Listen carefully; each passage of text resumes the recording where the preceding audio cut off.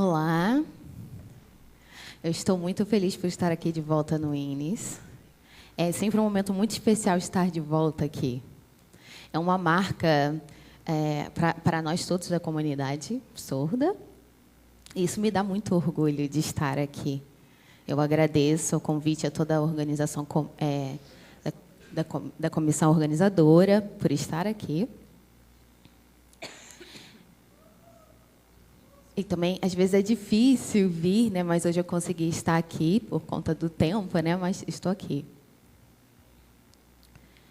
Então, eu fui convidado para a Semana Pedagógica aqui no INES e me foi pedido para ter um diálogo com vocês, uma pequena conversa sobre a privação linguística e na língua de herança.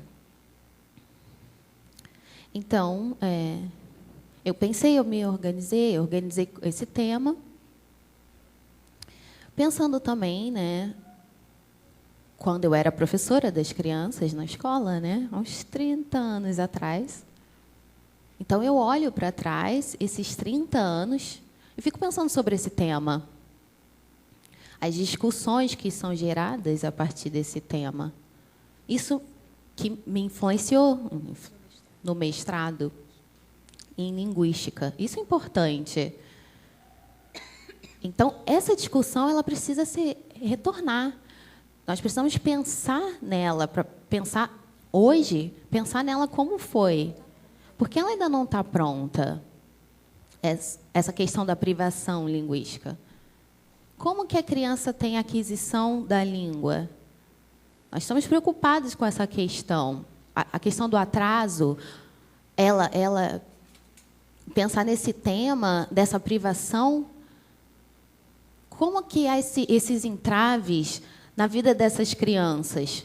O que impede esse desenvolvimento? Precisamos discutir sobre isso. Isso já havia sido discutido há 30 anos atrás. Isso há muitos anos atrás, né?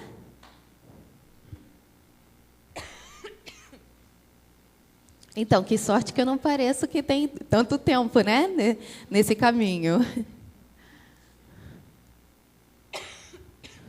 Então, retornamos a essa discussão, a esse tema tão importante, que esse nome, né, essa marca da privação linguística. Então, vamos falar sobre esse tema hoje, mas que é sobre a minha pesquisa, né? Pesquisa de anos. Já existe uma pesquisa sobre isso e eu estou pesquisando sobre isso para que haja esse desenvolvimento nisso. Aqui no Brasil, né, principalmente, essa pesquisa já temos pesquisas sobre isso. Mas há 30 anos não havia essa pesquisa.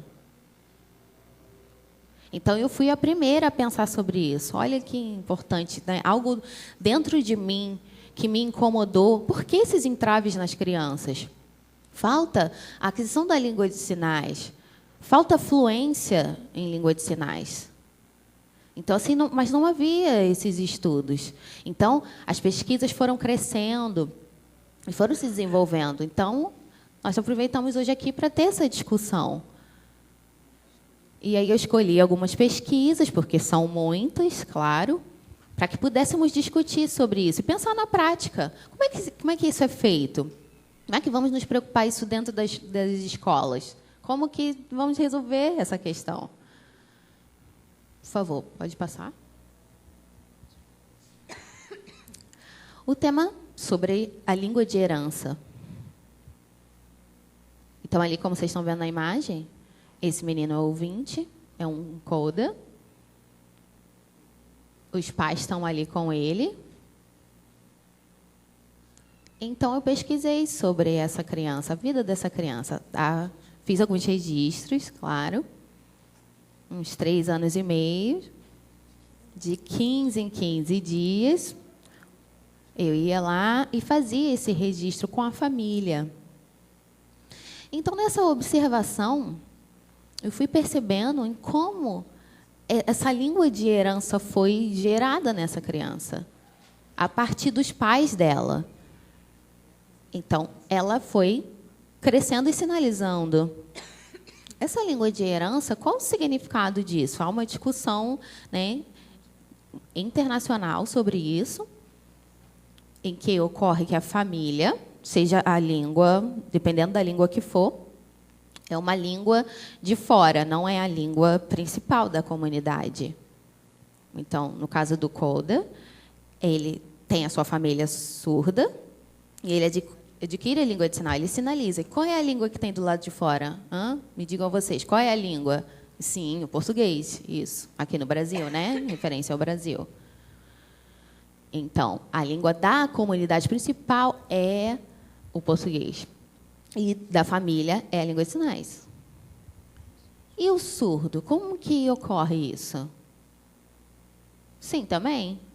O surdo, por exemplo, tem a família dele. Então, se ele tem a família de surdo, ele vai adquirir a língua de sinais. E do lado de fora, sim, com a comunidade, o português. Alguns surdos, eles vão ter contato, sim, na escola, vai ter contato com outros surdos, e aí vai ter o contato com a língua de sinais, mas o português muito mais, na escola inclusiva, por exemplo. Na rua vai ter influência, os letreiros, todo o visual, ele vai perceber o português ali, na sociedade, principalmente. Então, a língua de herança dele vai ser, dos pais, vai ser a mesma, que é a língua de sinais. Mas e a maioria das crianças surdas tem os pais ouvintes. Então, como é que isso acontece? Então, a criança é surda e o pai é ouvinte. Então, dentro de casa, vai ser o português?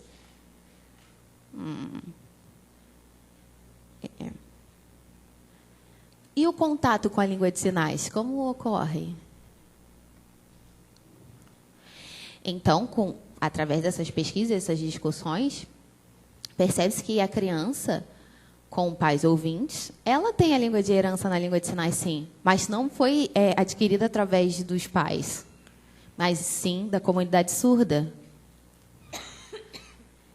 Então, isso é um ponto muito importante. Por isso que precisamos retornar a essa discussão. Então, aqui na palestra eu vou falar mais sobre isso. É uma preocupação maior nesse sentido. Então, as crianças surdas de família ouvinte, como que elas vão adquirir essa língua de herança? Na comunidade, contato com a comunidade surda. E onde são essas comunidades? Ela vai esperar para que futuramente ela venha encontrar? Vai nessa demora? Então, eu vou voltar a falar sobre isso.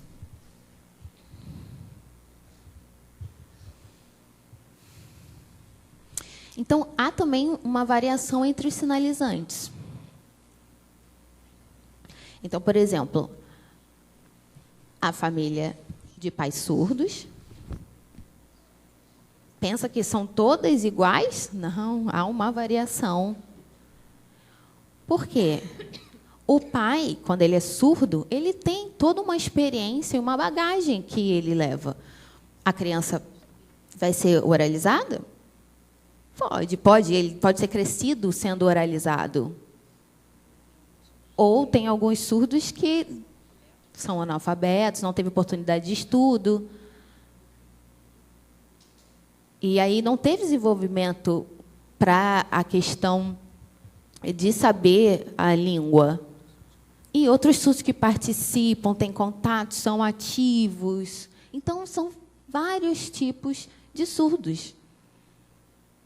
Então, a gente vai observando as famílias, né, por todo o Brasil, que têm uma fluência na língua de sinais, sim, com certeza, a língua de herança está ali, mas o sujeito é diferente. As famílias são diferentes. A língua de herança ela vai variar através disso. E a influência da sociedade nessas famílias também.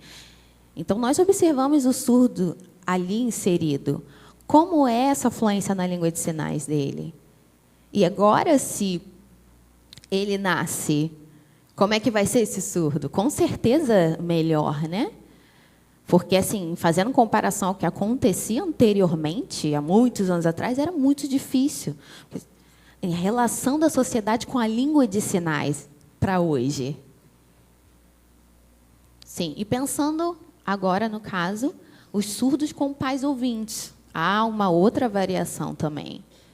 a influência da questão do médico, né?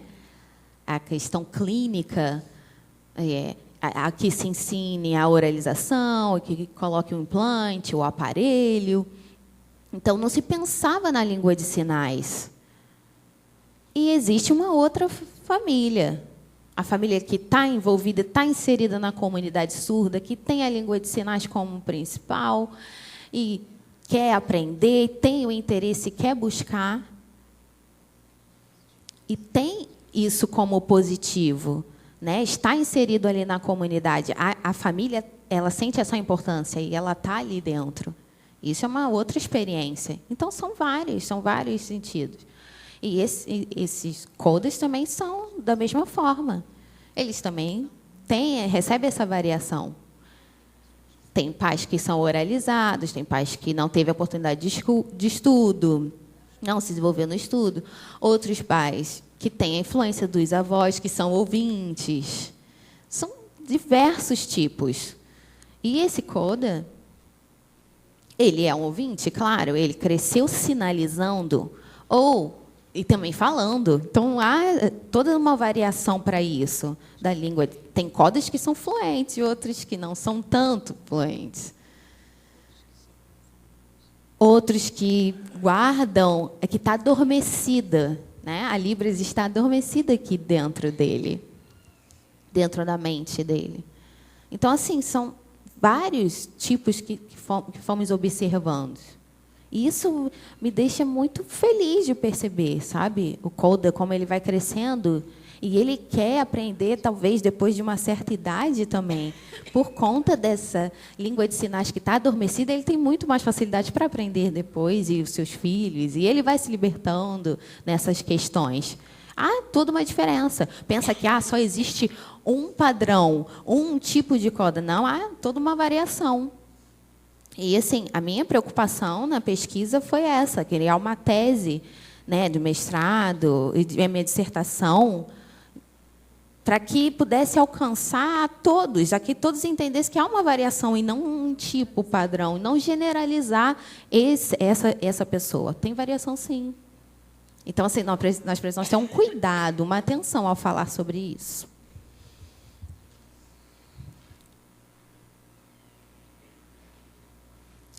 Então, observando esse coda, através das pesquisas, pensamos, ele pode nos auxiliar a esse estudo, a educação de surdos? Sim, com certeza. Porque, através das pesquisas, nós percebemos e encontramos ele bilíngue. Ou seja, ele na língua de sinais e o português. Esse coda, com as variações dele, podemos observar como é o desenvolvimento dele e entender mais claramente a questão do bilinguismo, o bimodalismo, que são as duas línguas, e em modalidades diferentes. A língua de sinais, que é visual, gesto visual, e o português, que pode ser lido e escrito, ou oralizado. Então, esse coda, através das pesquisas que nós fizemos, essa é a minha pesquisa, continuamos a pesquisar. E aí, então, eles, quanto adultos, também faço essa pesquisa. E aí eu vejo como que é esse bilinguismo dessa pessoa. E fazendo uma análise comparativa com os surdos, como que há o crescimento na questão da língua de sinais. Porque antes, as pesquisas com as crianças surdas eram comparadas com ouvintes, e a experiência não é a mesma. É importante ressaltar isso. Então, os codas, eles têm a questão da família com a língua de sinais, ou uma língua com outra modalidade, a questão escrita também. E parece que não acontece tanto a questão visual. Então, são duas modalidades diferentes, importantes, que estão dentro do bilinguismo. E essa pesquisa, né, nesse indivíduo, fazendo a comparação com os codas, o coda balanceado, ou seja, essas duas línguas que estão dentro desse indivíduo, por exemplo, usando o meu exemplo, eu, Ronice, eu sou uma coda balanceada. Eu uso a língua de sinais, posso falar e escrever o português. As duas línguas estão inseridas dentro de mim. Isso desde que eu sou criança até hoje. Então, com esse bilinguismo dentro de mim, qual é a minha experiência nessas modalidades diferentes? De criança até hoje. Como ocorreu esse bilinguismo? Então, por isso que eu faço a pesquisa nos codas. Eu, como coda, por exemplo, eu sou bilíngue bimodal. As duas línguas estão dentro de mim. As duas modalidades diferentes. Como isso ocorre? Como eu consigo controlar isso? Então, essas duas línguas aparecem em mim. Elas são presentes. Então, no momento, eu estou usando língua de sinais, e, às vezes, vai surgir uma palavra no português, alguma outra coisa, uma expressão. Isso é normal, isso é natural de ocorrer num bilíngue. Os estudos bilíngues também vão ocorrer da mesma forma. Então, através das pesquisas, descobrimos isso, que ele, sendo bilíngue, o surdo que é bilíngue, ele pode pensar na língua de sinais e, em alguns momentos, aparecer a palavra em português, as expressões em português. Pensando nessa sobreposição, a língua de sinais ela é a principal, ela é a primeira língua. E o português não, ele está como a segunda língua. Então, há um controle do português ali, claro, quando está sinalizando. Então, às vezes, vocês percebem que eu não fico falando junto enquanto estou sinalizando, porque a primeira língua da minha escolha é a língua de sinais, entende? Então, se eu estou com os ouvintes, eu não vou sinalizar. Aí, sim, eu inverto essa língua. Aí, o português passa a ser a primeira língua da minha escolha. Então, eu retenho a língua de sinais. Esse é um controle que é feito mentalmente. Entende? Então, há esse controle dependendo da situação. E é algo, para os intérpretes, por exemplo, é difícil. As duas línguas aparecem ao mesmo tempo. E aí, como reter a outra? É difícil segurar enquanto está sinalizando. Ou quando está falando e reter a língua de sinais. Isso é um costume, é um hábito que se adquire. E para interpretar, há de se ter um treino, uma prática, um treinamento muito grande para que, por exemplo, quando os surdos falam, não pode falar e fica só sinalizando, isso é natural de ocorrer.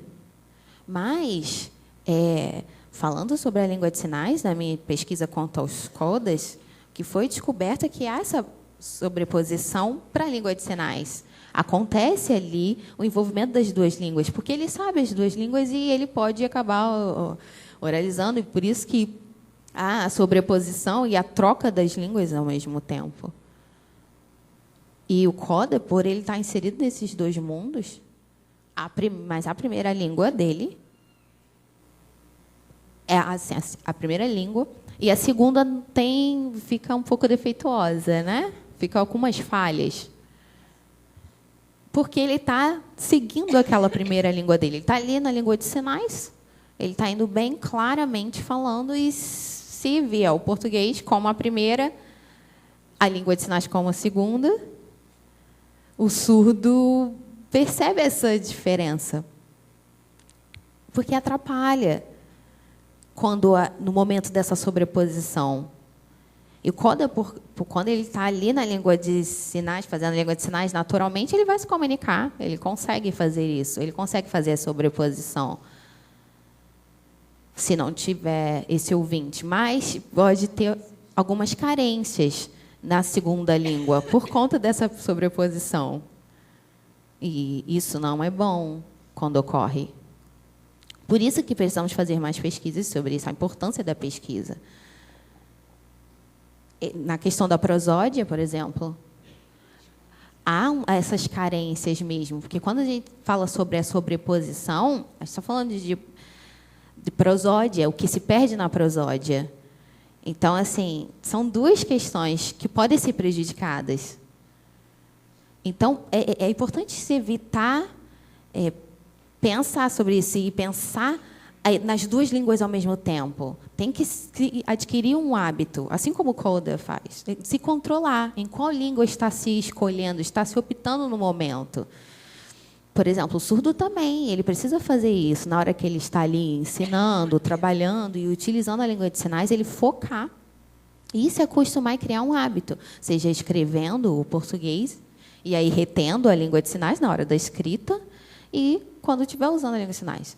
Quando estiver escrevendo, pensar no português e qual é a estrutura e como vou elaborar isso e como vou fazer e aprendendo e se desenvolvendo e retendo a outra língua e começa a ter consciência. E aí eu controlo, eu seguro. E aí, sim. E quando eu estou na língua de sinais, a mesma coisa. Sim, para que haja, havendo esse controle, uma melhor estrutura, um desenvolvimento, uma consciência dessa língua. Muito bem. Agora o foco nos surdos, como os sinalizantes da língua de herança.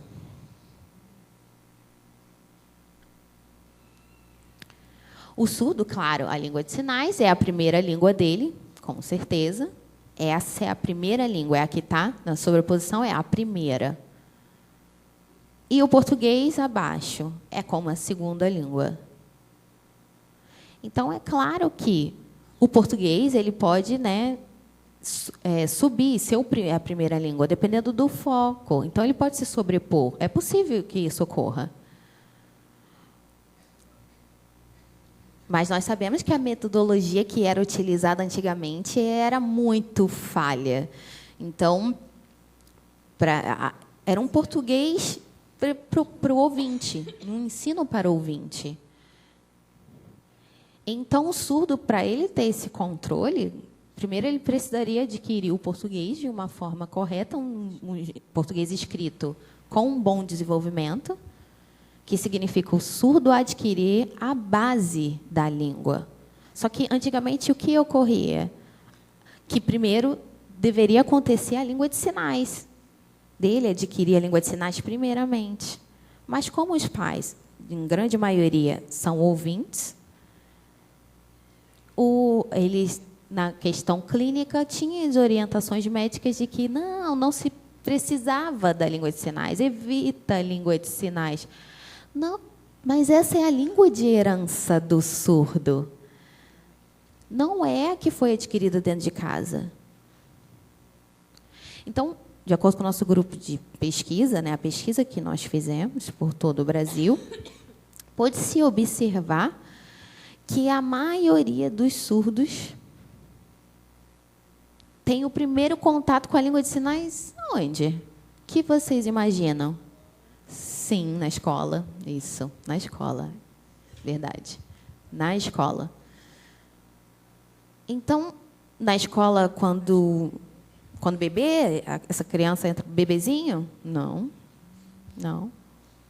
Ela já entra maiorzinha, mais ou menos com uns 4 anos. 4, se entrar mesmo com 4 anos, mas certo, 5.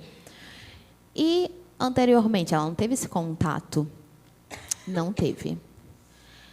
Então, a maioria das nossas pesquisas pelo Brasil descobre que o surdo ele tem um contato através da escola na idade de mais ou menos 7 anos. 7 anos até os 12 anos. De 7 a 12 anos. Ele começa o primeiro contato com a língua de sinais. E aí, nesse contato, e antes disso, ele teve a privação. Ele teve uma privação da língua de sinais. Porque ele ficou esse tempo todo sem ter o contato. E aí ele começa a ter o contato com 7 anos até os 12. Antes disso, ele não tinha nenhum contato. E aí a primeira língua dele, a língua primária dele, ele não adquiriu. E aí ele perdeu aquele momento, aquilo passou. Por isso, da privação linguística que ele sofre. E essa língua de herança, ela é a ponte. Ela é a base para o desenvolvimento, para a aquisição de linguagem. para ele poder se desenvolver, porque primeiro, voltando, né, eu me lembro, aos 30 anos atrás, o nosso grupo de professores, a gente discutia sobre essas questões, e a discussão era sobre o conceito, os conteúdos que iriam ser dados, mas e essa privação que aconteceu? E essa privação, essa criança não teve essa ponte. Cadê a base? A base não está lá, ela não existe. Ela se perdeu. Isso é algo muito sério. E agora, é ainda mais sério, porque as pesquisas elas mostram isso, elas comprovam. Elas estão comprovando. Cadê essa base? Essa base não está ali. E o surdo, ele vai ser prejudicado. Há um prejuízo intenso, sim. E vocês podem observar e pensar, mas o surdo ele não sabe ler, não sabe escrever o português, por quê? Cadê essa base? Onde está a base? E essa base, que deveria ser a língua de sinais, ela não está pronta ali. Isso significa o quê? O que a gente quer dizer com ela estar ali fluindo? Fluindo. Onde a criança vai criar os discursos, ela vai dialogar. E o professor de surdo, se ele estiver ali com as crianças, se ele for surdo, essa ponte vai ser construída. Essa base vai existir.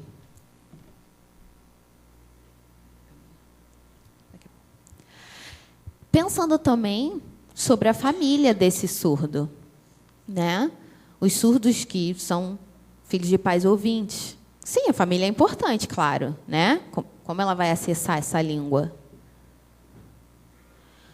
Como que a família vai fazer essa participação? Não, só um pouco. Como que ela vai adquirir essa língua de herança? Então, a nossa responsabilidade quanto família é importante para pensar nessa família. Onde ela vai ficar? Ela vai procurar um médico? Ela vai procurar fono? Qual é o foco dessa família? Na oralização? Não é. Isso não é a língua de herança dela. Então, a família ela precisa ter o aprendizado. Ela tem que entender o que é essa língua de herança, o que é a língua de sinais, o que é a comunidade surda, quem são esses indivíduos surdos. Conhecer cada um e se inserir. A família ela tem que ser inserida. Isso é necessário. Se, por exemplo, as pesquisas vão mostrando que houve essa privação. E o surdo ele teve o primeiro contato na escola. Aqui, por exemplo, no INES.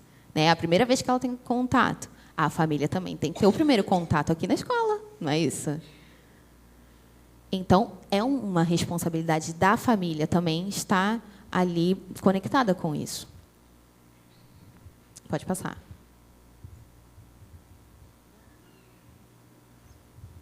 E a gente começa a pensar, as famílias, por que as famílias elas precisam aprender a língua de sinais? Por quê? Porque a língua de sinais, como a gente falou, é a ponte para essa comunicação. Ela é a base para essa comunicação. E os surdos, eles conversam entre si. A primeira língua deles que eles conversam é o quê? É a língua de sinais. Eles utilizam a língua de sinais. E essa língua, que é a língua de herança deles, os surdos eles querem o quê? Estar ligados à família e que a família também esteja ligada ao seu filho. Então, eles precisam todos aprender a língua de sinais. E a família em si, ela consegue ter essa comunicação com as crianças surdas, ela acaba tendo um laço muito maior. Se não tem essa comunicação, esse laço se perde. E aí a gente percebe isso com muitos surdos em vários lugares, que não tem essa comunicação dentro de casa com seus familiares, e aí perde esse laço de afetividade. Porque as crianças, elas vão crescer, elas vão buscar a sua língua de herança onde? Nas comunidades surdas, vão estar ali fazendo essa busca. E dentro de casa não tem aquele entrave na comunicação. E esse laço vai se perdendo, e aí eles se sentem mal, eles se sentem angustiados por isso. E o emocional acaba se perdendo. Esse desenvolvimento emocional, eles têm um prejuízo para essa criança. E aí, o que acontece? A gente quer que as crianças sejam felizes, quando a sua família também quer que as crianças sejam felizes, né? A gente sempre quer que o nosso filho seja feliz, não é verdade? E aí a gente precisa ter o quê? Essa comunicação dentro de casa, essa relação, falar sobre as coisas, contar o que aconteceu. Isso é importante. E aí eu lembro também que... quando professora, né, de crianças surdas, eu acho que do quarta série, quarto ano, todos eram meninos, né, não tinha nenhuma menina nessa turma, só tinham meninos. E aí vocês pensam, né, numa idade mais ou menos de 14 anos. E o que eles pensavam? O que vocês acham que nessa idade uma criança de 14 anos pensa? Em namorar, né? Em se masturbar, ou pensar em outras coisas, em sexo, enfim. E aí de ficar com o pênis ereto, pensava sobre isso, e era uma sensação que eles tinham, era aquele alvoroço de hormônio, né? E os hormônios estavam ali no seu auge, e eles queriam pensar sobre essas coisas. E aí eu, enquanto professora, numa idade de 18 anos, imaginem, eu com 18 anos, novinha, né? E as crianças com 14 anos. E aí as mães vinham, e aí batiam ali na porta da sala, e eu falava, o que houve? A gente ia conversar e tal. E a mãe falava, eu não sei o que eu faço com o meu filho, eu não sei o que eu faço com ele, porque ele está tendo problema. Mas qual é o problema? Não sei qual é o problema que está acontecendo com ele. É porque ele fica fazendo um barulho dentro do banheiro, tomando banho, e um barulho estranho. Eu falei com ela, é melhor você conversar com seu marido, conversa com ele. Porque como a gente vai fazer? E é sempre aquele como que vai conversar? É a base, né? A família tem que estar presente para isso. É uma coisa assim muito simples, é algo normal entre as crianças, geralmente nessa idade de 14 anos, é algo normal. E se você não tem essa comunicação dentro de casa, eu, enquanto professora, tenho que fazer isso, eu tenho que conversar com eles. Você fica fazendo no banheiro esse barulho, o que é que você está fazendo escondido? Né? E aí eu tenho que chamar a equipe de professores também, professor homem, aí eu conversava, realmente, porque o pai poderia fazer esse papel, né? Poderia conversar com isso, chamar o filho, conversar, mostrar para ele, não faz isso, por favor, faça menos barulho, está todo mundo ouvindo, enfim. Mas isso não é perceptível, né? E muitas vezes existe uma conversa assim muito simples, né? Algo que seria normal e acaba não acontecendo. E essa comunicação, né, que deve existir dentro da família é de extremo valor. A gente não pode desprezar isso. A gente tem que pensar, e a comunidade surda, né, a família tem que estar inserida na comunidade surda também, é necessário. E também é responsável isso dentro da escola, há uma responsabilidade. Porque a língua de sinais ela tem que estar inserida dentro da escola enquanto primeira língua também naquele espaço.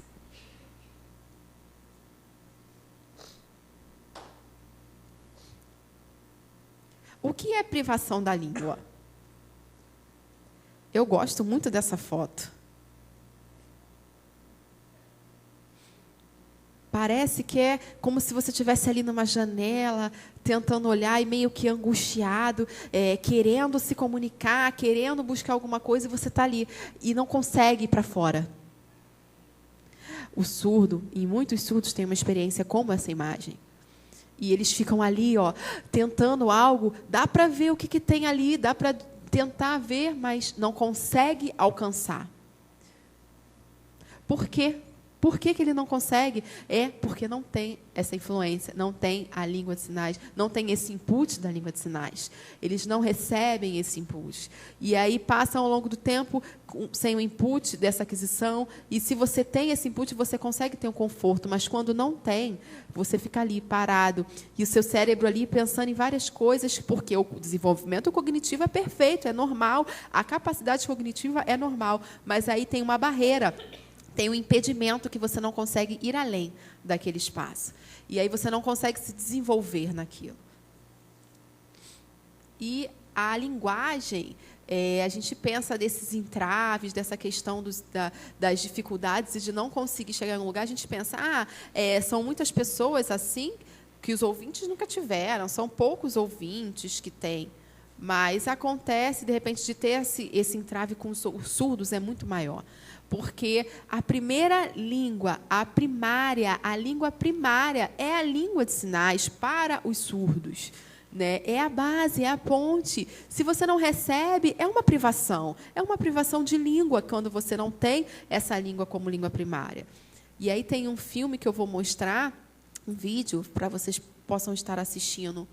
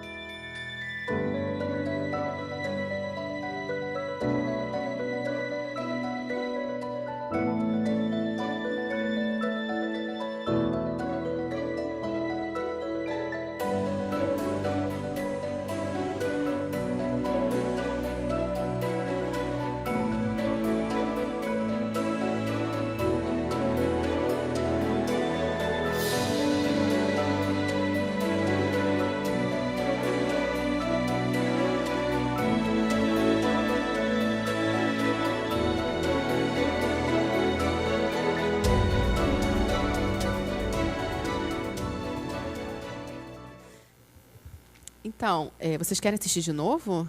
Não. Então, vocês viram, de um lado tinha um ouvinte, certo? Uma criança em seu desenvolvimento enquanto ouvinte, e do outro lado tinha um surdo e seu crescimento ali ao longo da vida. E aí o ouvinte, né, com toda a influência, todos os inputs orais que os recebiam dos pais, falando, ouvindo, e aí ele teve essa aquisição da linguagem no seu decorrer do seu desenvolvimento. E o surdo, que não teve nenhuma influência da língua de sinais, apenas da fala, e aí ele ficava ali, os pais ou a influência falando, e o desenvolvimento do ouvinte ele ia ali crescendo, enquanto o do surdo ia ficando totalmente para trás, ia se perdendo. Né? E essa é a privação da linguagem. Se, por exemplo, ele tivesse ali, como a gente viu no final, a influência, os inputs com a língua de sinais, esse desenvolvimento ia ser o mesmo. E as pesquisas mostram isso, que o desenvolvimento é o mesmo, quando ele tem esses inputs, quando cedo da língua de sinais. E eu penso que é importante, dá tempo ainda para eu apresentar mais uma de novo? Dá? 15 minutos? Ah, então tá ótimo. Vocês conseguiram ver, entenderam de forma clara o vídeo? Ai, que bom. E o que acontece se nós temos essa privação da língua? Algumas consequências. Por exemplo, a gente tem a repressão, a tristeza, os atrasos e a revolta. Né? E além de muitos outros professores até falam que os surdos são muito revoltados, mas é porque ele teve essa privação da língua. E se a gente desse essa língua de sinais, desde cedo, desde sempre, ele conseguiria se expressar e essa revolta e essas consequências seriam muito menores. Essa repressão, a tristeza, o atraso, nem existiria, né? E essa revolta também, porque ele teria esse acesso anteriormente à língua de sinais.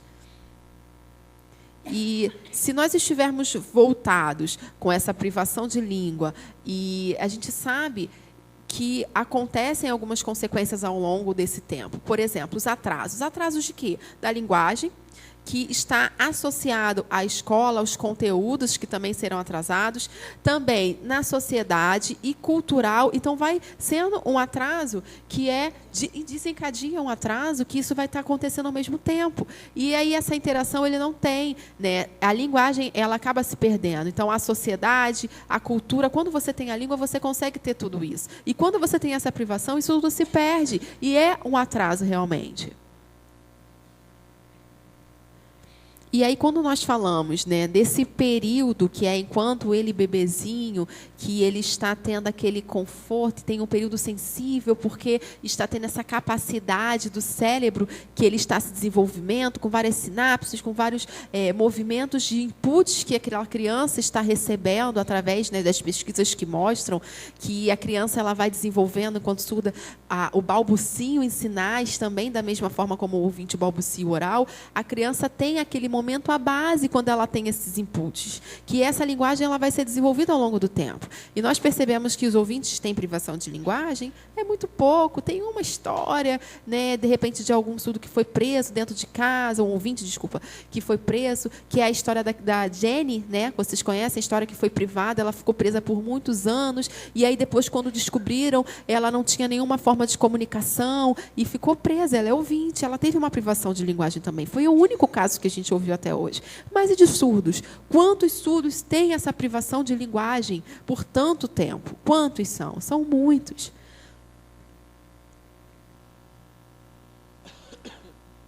E é interessante a gente perceber sobre esse período sensível para a aquisição, ele também dá apoio ao bilinguismo, né? E as pesquisas elas provam e mostram isso. Que tem, por exemplo, eu tenho uma aquisição, né, da língua de sinais, e aí em qualquer outra língua que tenha de herança, por exemplo, ela pode se sobrepor, né? É como se eu estivesse tendo essa facilidade dessa aquisição da segunda língua, porque eu já tive esse período sensível do cérebro que a gente consegue assimilar, e tem provado isso também, que você consegue se desenvolver muito mais, porque há essa capacidade para o bilinguismo a partir do momento que você tem essa aquisição da primeira língua. Mas, se nós temos essa privação da linguagem para essas crianças surdas, a segunda língua ela acaba tendo esse declínio também. Né? Você vê, porque, por exemplo, na língua de sinais, como segunda língua, né, você consegue ter um desenvolvimento. Se você priva e não tem a língua de sinais, ou tem um atardo nessa segunda língua, e aí acaba também tendo atraso e consecutivos atrasos, como a gente vê ali no gráfico, mostrando esse declínio.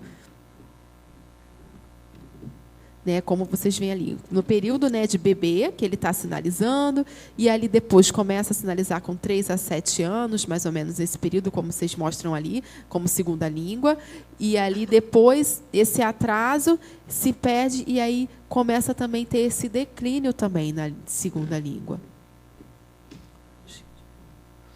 E aí a gente sabe, né, os professores sempre falam, o surdo tem muita dificuldade de português, sim, mas espera aí, as crianças surdas não têm dificuldade no português, não. O que falta é a base, é aquela ponte que a gente perdeu, que a língua de sinais estaria ali naquele momento fazendo esse papel para a aquisição.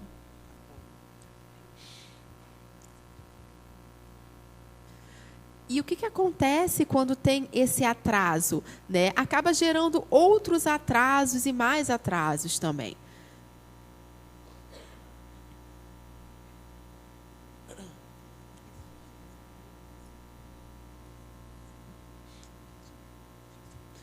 Então, assim, as crianças, né, quando tem esse atraso nessa aquisição de linguagem, algumas pesquisas mostram o quê? Que esse declínio acontece. Mas se as crianças, né, que se forem encontradas essas crianças e que utilizarem a língua de sinais desde cedo, que com pais surdos ou com pais ouvintes também fluentes em língua de sinais, que tem essa herança, essa sobreposição da língua de herança, eles vão se desenvolver em todos os conteúdos de forma diversa. Porque, por exemplo, o português ou em qualquer segunda língua, ela vai conseguir ter esse apoio dessa língua também.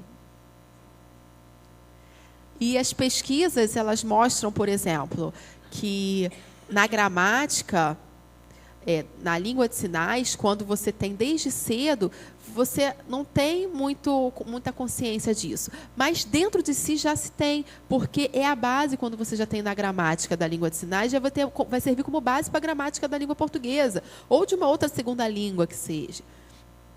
Então, as pesquisas, elas mostram que se, por exemplo, houver um atraso nessas crianças de aquisição dessa língua, esse desenvolvimento, esse processamento cerebral que vai acontecer, ele vai ser mais demorado também. E, às vezes, assim, consegue se comunicar muito bem, tem essa comunicação, né? A gente percebe que tem surdos que são fluentes, que conseguem ter uma comunicação muito boa, mas no momento de uma avaliação, acaba tendo realmente esse atraso um pouco, né? Esse processamento no cérebro acaba sendo um pouco mais demorado. Mas no momento da comunicação a gente não percebe, até porque isso acaba sendo normal. Mas em algumas pesquisas mais a fundo vão identificar isso, porque não tiveram esse input durante desse momento com um cognitivo mais desenvolvido. Em outras pesquisas também que apontam que existe essa ponte, né, para a aquisição da língua primária, e é muito importante ter esses aspectos fonológicos também respeitados, porque a fonologia, ela na língua de sinais, ela é a base também. É como se fosse, por exemplo, as configurações de mão, as posições, né, a localização, os movimentos. É como se fosse isso na língua de sinais, né? A direção da mão, ser para frente e para trás, as expressões, né? Tudo isso está embutido na prosódia, dentro da língua de sinais. E é principal porque a primeira aquisição, né? E a primeira aquisição, ela é o quê? Visual, através da percepção, da linguagem que tem ali no ambiente, ela é totalmente visual. E aí, por exemplo, a predominância da fonologia na prosódia, ela é predominante de quê? De forma visual, que ele está ali, naquele momento da sua expressão, a primeira coisa que ele vai perceber é aquilo ali, vai se desenvolver muito melhor. Então, a língua de sinais, ela te dá isso, e já está pronto por conta da gramática, que já está como estrutura daquilo ali, a frase, e tudo que está embutido dentro da língua em si. E é a base para essa capacidade, essa construção da linguagem, né? E a construção da língua vai estar auxiliando também na escrita futuramente de outra língua. E ela vai ter essa consciência também. Se não tiver essa predominância, se não tiver isso da fonologia, da prosódia, vai tendo, esse período sensível vai se perdendo, e ele vai tendo esse atraso também. E essa percepção visual acaba sendo também atrasada. E é a percepção do quê? Do que é dado, e vai acabar tendo um atraso, que vai desencadeando vários outros atrasos também. E é esse prejuízo que a criança vai ter, e é um prejuízo que é muito sério também. Nós precisamos urgente pensar sobre isso e colocar realmente esses professores surdos para serem a base dessas crianças enquanto bebês, para que tenham esses contatos. Os adultos surdos têm que ter contatos também com a família, para que a família possa ter essa consciência. E o que desencadeia, né, essa fonologia? Mostra algumas pesquisas que têm comprovado isso, sobre essa cascata de efeitos negativos no desenvolvimento fonológico e nesse processamento de linguagem. Então, a gente percebe, por exemplo, alguns sinais ou outros, e antes, né, na fonologia, que depois que foram feitas outras associações, né, de sinais que podem também causar o quê? Se você não tem esse processamento fonológico, vai acabar trazendo um atraso para a memória de trabalho também, de conseguir associar ou pensar em alguma outra coisa, que vai gerar, por sinal, também uma baixa efetividade no processamento. Isso é muito sério. Essa cascata de eventos, isso é o que mostram as pesquisas e trazem de forma clara esse entendimento para a gente. Então, nós precisamos nos preocupar de verdade com tudo isso. Esse período que é a base, é o início, enquanto está bebê, de aquisição, né, esse período sensível, que é o balbucio, isso é importante para a criança surda. E nós sabemos isso. E o que a gente pode fazer? E o que a gente tem feito? né, a gente tem que adquirir a língua de sinais, e as crianças, principalmente, têm que ter, desde bebê, ter esse contato com a língua de sinais. Não é qualquer sinal, não é um sinal esporádico ou um sinal. É um input mesmo comunicacional, e de conversar com essa criança em língua de sinais, falar, brincar, utilizar a língua de sinais com jogos, com brincadeiras, entre outras coisas, e está a língua de sinais presente, para que essa criança tenha essa base, adquira essa base, tenha a estrutura fonológica, a prosódia, e possa perceber, ter a memória de trabalho, e tudo isso embutido, e consiga desenvolver cognitivamente também. E tenha, através da língua de sinais, todo esse desenvolvimento.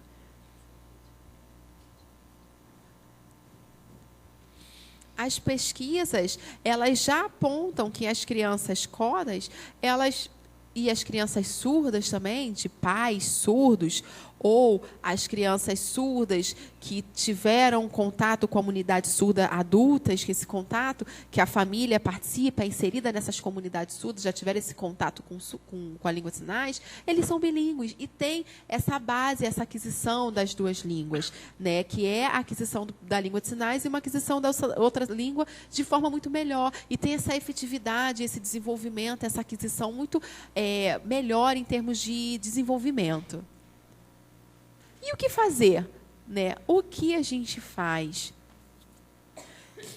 Como, né? Os bebês surdos que chegam na escola, que chegam aqui, eles têm que ter esse contato com o professor surdo. Então, os professores surdos têm que fazer esse contato também com a família, receber e acolher a família, apresentar para a família também, enquanto sujeitos surdos, as suas capacidades. Não é só a questão da língua, mas também a questão social, a questão cultural que está embutida nisso tudo. E aí apresentar para a família isso, para que a família possa também internalizar e participar dessas comunidades, entender como é que funciona, interagir também, para que o bebê receba esses inputs da língua de sinais.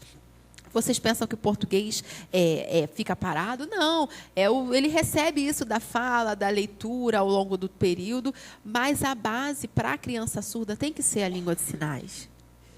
E precisamos desse ambiente bilíngue para essas crianças, nas brincadeiras, junto com as crianças também, desse contato com os colegas, né? E não é ficar um surdo isolado em outros lugares. Tem que estar ali inserido, né, no grupo de surdos também, que ele possa estar ali sinalizando enquanto um grupo coletivo, né, tendo esse contato, essa troca, essa interação com outros pares, para que também os adultos surdos também tenham essa interação com as crianças também. Porque a escola, ela é um local importante, não é verdade? A escola bilíngue, ela é extremamente importante, tem o seu valor. E também os professores surdos que tenham esse contato, e outros professores também que tenham uma fluência em Libras é necessário. Não adianta o professor surdo o professor ouvinte ficar falando. Viram como foi aquele vídeo que eu apresentei para vocês? As palavras, elas vão, a criança surda não vai receber, porque vai ser desviado, porque ele não tem essa percepção auditiva.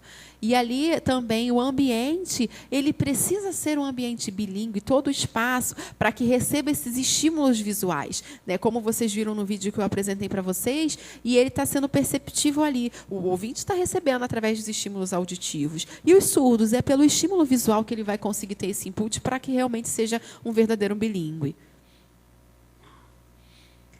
E o que fazer? É importante esse agrupamento dos surdos.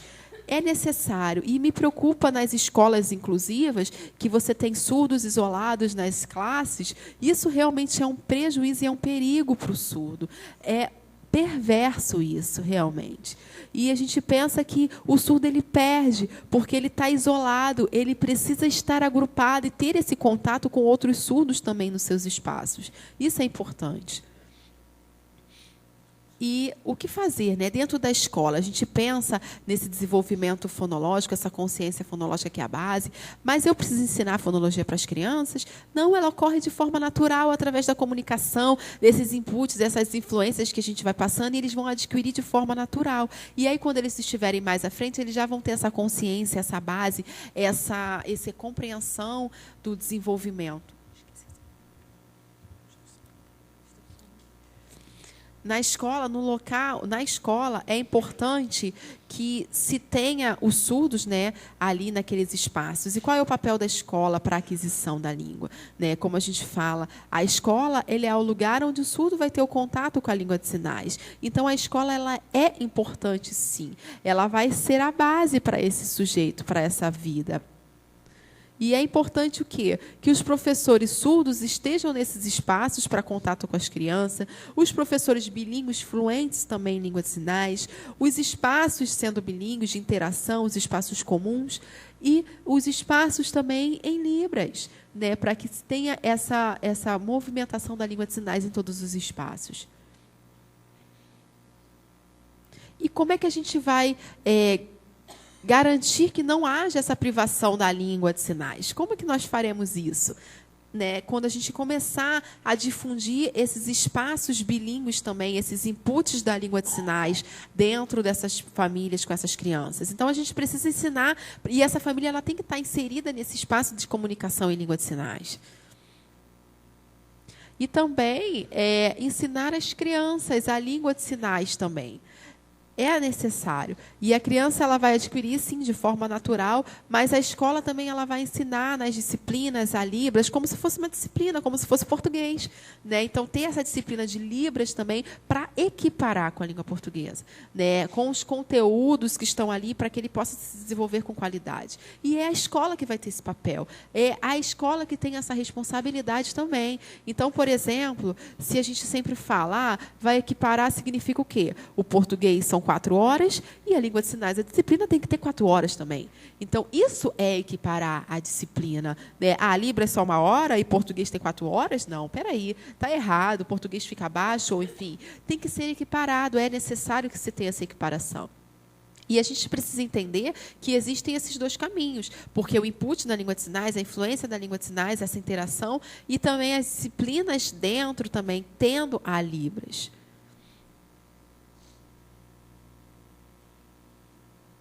E vocês são responsáveis por isso também. Não é verdade? Vocês são responsáveis por isso. Vocês precisam ser bilíngues. Garantir também que as crianças tenham esse contato também com adultos e colegas surdos. Esse contato com surdos. E por quê? Porque esse contato com a comunidade surda é dentro da escola também que vai acontecer. E os professores surdos eles são de extremo valor dentro dessas escolas bilíngues para isso. E também como, né, que vai ser dentro de casa. Com a família inserida. Como é que vai ser dentro desse espaço familiar? Então, a gente precisa pensar em estratégias também para conseguir atingir e que a família possa também sair satisfeita, entendendo e conhecendo também sobre a comunidade surda e estando inserida nesses espaços, inseridas juntos com os surdos. E, então, nós como se estivéssemos construindo isso, né? Construindo esse ambiente de língua de herança. Né? A língua de herança em si, a língua de sinais, que possa dar isso para as crianças surdas como a língua primária, né? A língua de sinais. E aí vai ser a ponte para que ele consiga desenvolver os conteúdos e entre outros assuntos. Muito obrigada a todos.